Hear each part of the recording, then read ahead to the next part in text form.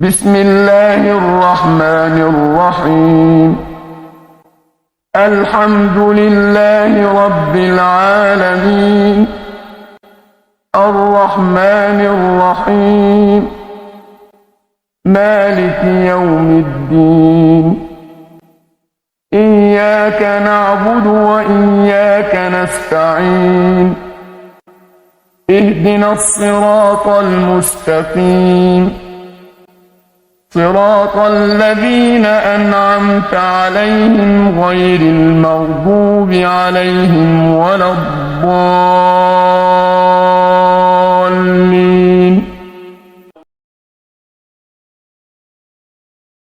اعوذ باللہ من الشیطان الرجیم بسم اللہ الرحمن الرحیم۔ آج کے سبق میں ہم یہ پڑھیں گے کہ سورۃ البقرہ، اس کا ترجمہ انشاءاللہ ہم آج کے سبق میں پڑھیں گے۔ تو شروع کیا تھا ترجمۃ القرآن۔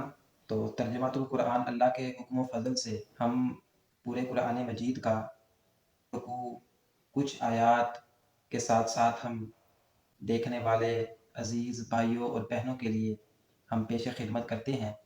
سب سے پہلے قرآن مجید کی سورۃ البقرہ، سورۃ الفاتحہ کا ترجمہ اور سورۃ البقرہ کی ابتدائی آیات اور پہلا رکوع کا ترجمہ میں آپ کے سامنے پیش کروں گا۔ اعوذ باللہ من الشیطان الرجیم بسم اللہ الرحمن الرحیم الحمد للہ رب العالمین۔ تمام تعریفیں اللہ رب العالمین کے لیے ہیں۔ الحمد اس کا معنی ہے تمام تعریفیں۔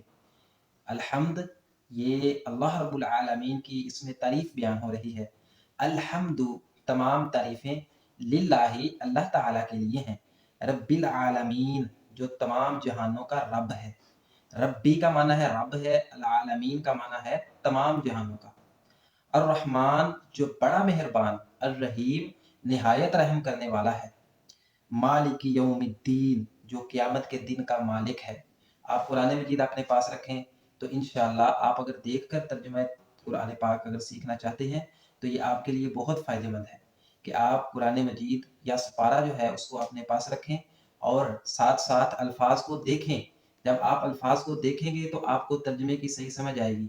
آپ ترجمے کو تبھی سمجھ پائیں گے جب آپ کے سامنے قرآن مجید کا نسخہ موجود ہوگا یا سپارہ آپ کے پاس موجود ہو کہ آپ اس کی طرف دیکھیں اور ترجمے کو اور لفظ کو غور سے دیکھیں تو آپ کے ذہن میں ترجمہ بھی بیٹھ جائے گا اور اس لفظ کا جو مفہوم ہے وہ بھی بیٹھ جائے گا۔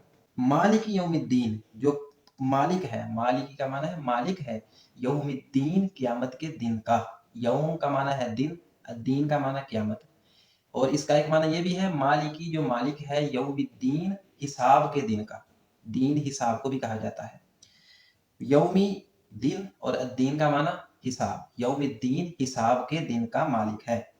ایاکا تیری ہی نعبدو ہم عبادت کرتے ہیں۔ ایاکا اس کا مطلب ہے تیری ہی، نعبدو ہم عبادت کرتے ہیں، و ایاکا نستعین اور تجھ ہی سے ہم مدد مانگتے ہیں۔ ایاکا تجھ ہی سے، نعبدو ہم مدد مانگتے ہیں۔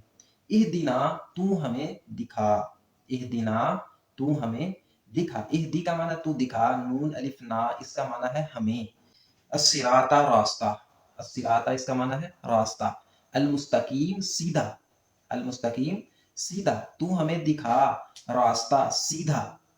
صراط الذین راستہ ان لوگوں کا، راستہ ان لوگوں کا، صراط راستہ الذین ان لوگوں کا، انعمت علیہم جن پر تو نے انعام کیا، انعمت علیہم جن پہ تو نے انعام کیا، غیر المغضوبی سوائے ان کے جن پہ غضب ہوا، غیری سوائے ان کے، المغضوب جن پر غضب ہوا، علیہم ان پر، والضالین اور نہ ہی گمراہوں کا راستہ، کہ ایسے لوگوں کے راستے پہ ہمیں نہ چلانا جو گمراہ ہوئے جن پہ غضب ہوا۔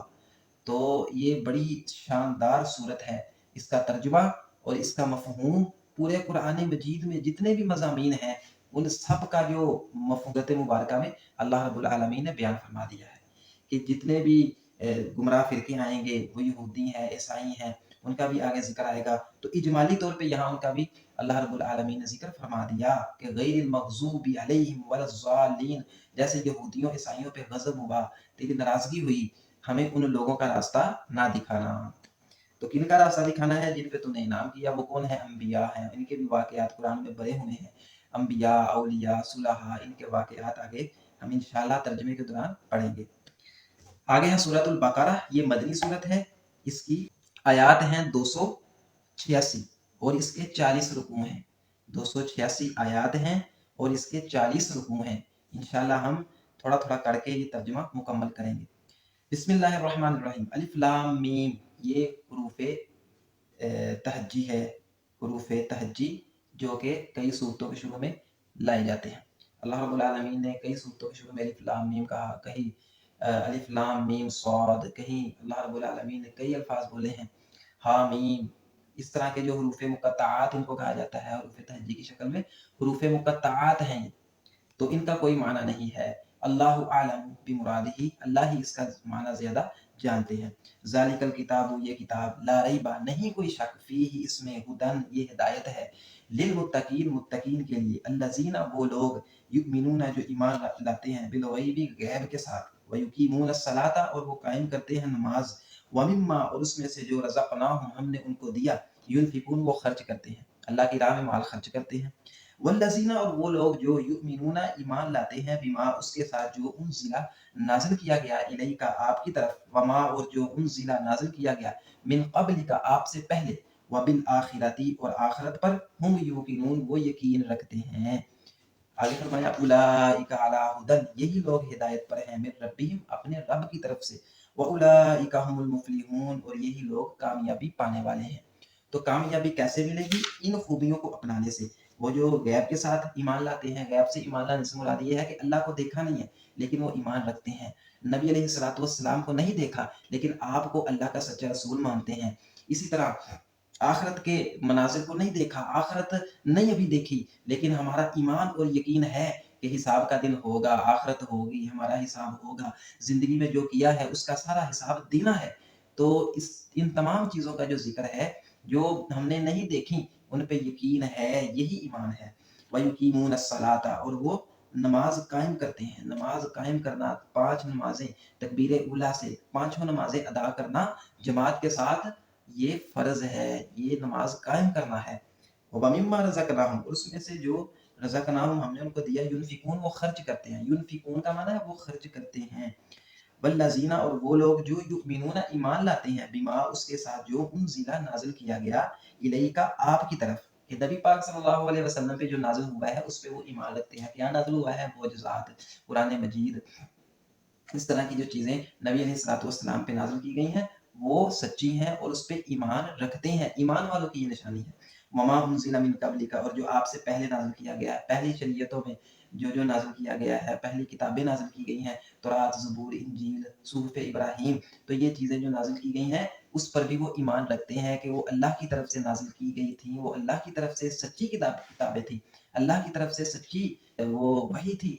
لیکن آج اس میں تصحیف ہو چکی ہے۔ آج جو یہودیوں اور عیسائیوں کے پاس موجود ہیں، تورات، انجیل وغیرہ، ان میں تصحیف ہو چکی ہے، ان میں تبدیلی آ چکی ہے، تو لہٰذا یہ جو موجودہ ہے یہ ہمارے ہاں قابل اعتماد نہیں ہے، اس پہ اعتماد نہیں۔ کیوں؟ اس پہ تبدیلی آ چکی ہے، اس پہ فرق آ چکا ہے۔ جو نازل کیا گیا تھا وہ تو سچا تھا، اللہ رب العالمین نے جب نازل کیا تھا وہ سچ تھا، لیکن اب چونکہ اس میں تبدیلی آ چکی ہے تو یہ تبدیل شدہ جو تورات اور انجیل ہے اس پہ ایمان نہیں۔ ہمارا ایمان اس تورات اور انجیل پر ہے جو پہلے انبیاء پہ خالص وحی کی صورت میں نازل کیے گئے تھے کتابیں۔ اسی طرح وبالآخرۃ ہم یوقنون، اور وہ آخرت پہ ایمان رکھتے ہیں، آخرت قائم ہوگی، آخرت آئے گی، ہر چیز کا ایک انجام ہے اور اس کا حساب ہے۔ اللہ رب العالمین نے یہ ضابطہ بنایا ہے کہ دنیا کے اندر ہر انسان کو رخصت ہے، وہ جو چاہے کرے، جو چاہے اپنی مرضی سے اعمال کرے، لیکن جب قیامت کا دن ہوگا تو اس کو اپنے اعمال کا حساب دینا ہوگا۔ اگر وہ اہل جنت میں سے ہے تو جنت میں جائے گا، اگر وہ اہل دوزخ میں سے ہے تو پھر دوزخ میں جائے گا۔ اللہ ہمیں اہل جنت میں شامل فرمائے۔ اولئک علی ھدی من ربہم، یہی لوگ ہدایت پر ہیں اپنے رب کی طرف سے، واولئک هم المفلحون، اور یہی لوگ کامیاب ہونے والے ہیں۔ اولئک، یہ اس میں اشارہ ہے، اولئک یہ لوگ، ہم وہ، المفلحون کامیاب ہونے والے، یہی وہ لوگ ہیں جو کامیاب ہونے والے ہیں۔ تو اللہ سے دعا ہے اللہ تعالی ہمیں یہ ترجمہ اچھے طریقے سے یاد کرنے کی اور اس کو اپنے ذہن میں بٹھانے کی اور اس پہ عمل کرنے کی اور اس کے مطابق عقیدہ بنانے کی توفیق عطا فرمائے۔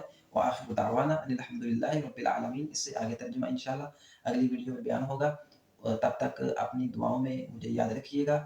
اور خوب خوب اس کو یاد کیجیے گا تاکہ میرے اور آپ کے لیے صدقہ جاریہ بن سکے۔ وآخر دعوانا ان الحمد